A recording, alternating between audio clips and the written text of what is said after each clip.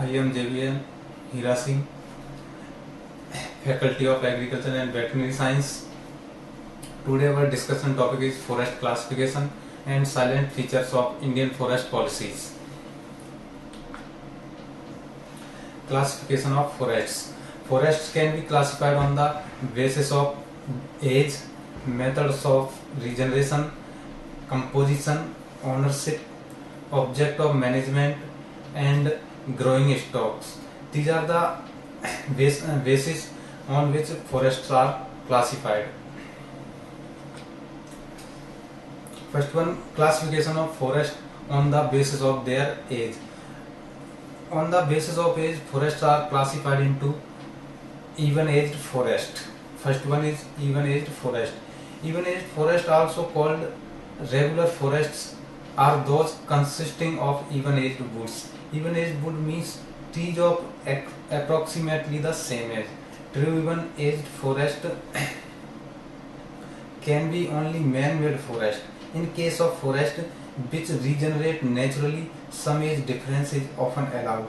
Difference up to 25% of the rotation are usually allowed in cases where forest is not harvested for 100 years or more. Next one is uneven aged forest. A forest is called uneven aged or irregular forest when trees varies widely in age. Next, classification of forest on the basis of regeneration. On the basis of regeneration, forests are classified into high forest when regeneration is obtained from the seed. Second one is coppice forest, in which when regeneration is through the coppice or some vegetative part of the tree is called coppice forest. Next one is natural forest. When the regeneration is obtained naturally and grow naturally, the forest is called natural forests. Next one is man-made forest. When it is regenerated artificially, the forests are called man-made forest or artificial forest or plantations. Classification of forest on the basis of composition. On the basis of composition, the forests are classified into the two groups. First one is pure forest. Pure forests are composed almost entirely of one species, usually to the extent of not less than 50%. In pure forest, a single species have area more than 50% in a forest is called pure forest. Next one is mixed forest. Mixed forests are defined as a forest composed of trees of two or more species intermingled in the same canopy. In mixed forest, not any species have dominant or plants more than 50%. Classification of forest on the basis of management. On the basis of management, forests are classified into protection forest.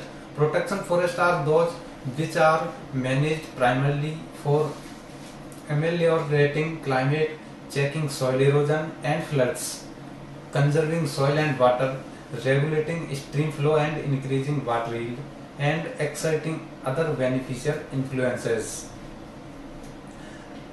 Production forests. Production forests are those which are managed primarily for the produce like timber, fuel wood, fruits, etc. Social forest. Social forests where the produce is utilized by the neighboring society or rural population of the country. Classification of the forest on the basis of ownership. On the basis of ownership, forest can be classified as a government forest. On the basis of legal status, government forests are further classified into reserved forest. A reserve forest is an area with complete protection, constituting according to Chapter 2 of Indian Forest Act 1927. Next one is protected forest. A protected forest is an area subjected to limited degree of protection constituted under the provision of Chapter 4 of the Indian Forest Act 1927. Village forest.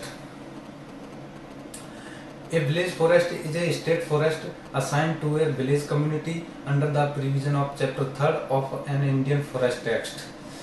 On the basis of ownership, next one is private forest. These are the forests developed by the private or a person on their land. Next one is forest owned by corporations, panchayats, societies and other agencies are. Next, classification of forest on the basis of growing stock. This is the last basis of the classification, and forests are classified into normal forest. Normal forest is an ideal forest with regard to growing stock, age class distribution and increment, and from which the annual or periodic removal of produce equals to the increment and can be continued identifiably without endangering future yields. Abnormal forest. Abnormal forest is one which is not normal. For example, growing stock, age, class, distribution of stems, increments, etc. are either in excess or more usually in deficit than the normal forest. Next, our discussion topic is silent features of Indian forest policy. The first Indian forest policy was made in 1894. After the 1894 second forest policy, national forest policy is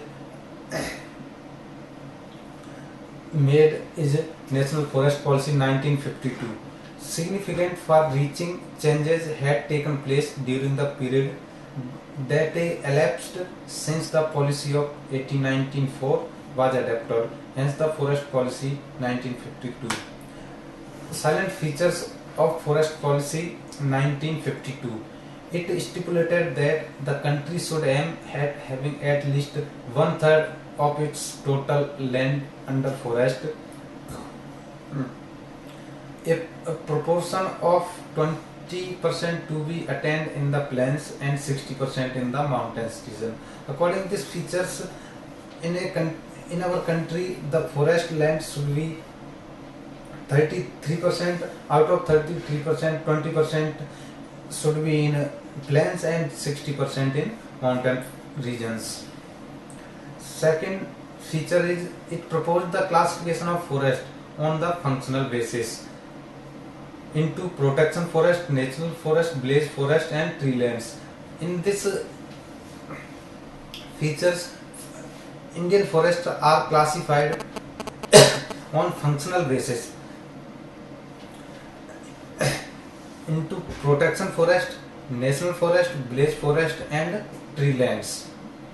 Next feature is it is also made provision for ensuring progressively increasing supplies of grazing timber for agriculture implements and firewood to release cattle dung for use as manure.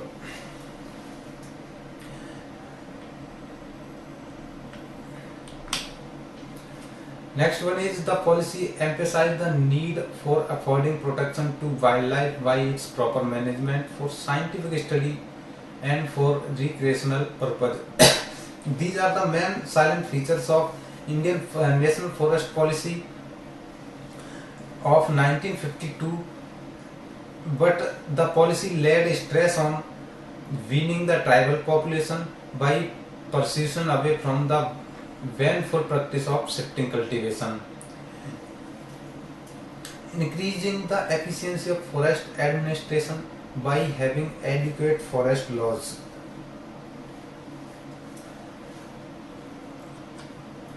giving a requisite training to the staff all the ranks, providing adequate facilities for the management of forest and for conducting research in forestry and forest products utilization, controlling grazing in the forest, the need for promoting the welfare of the people. So there are need to some changes in the forest policies 1952.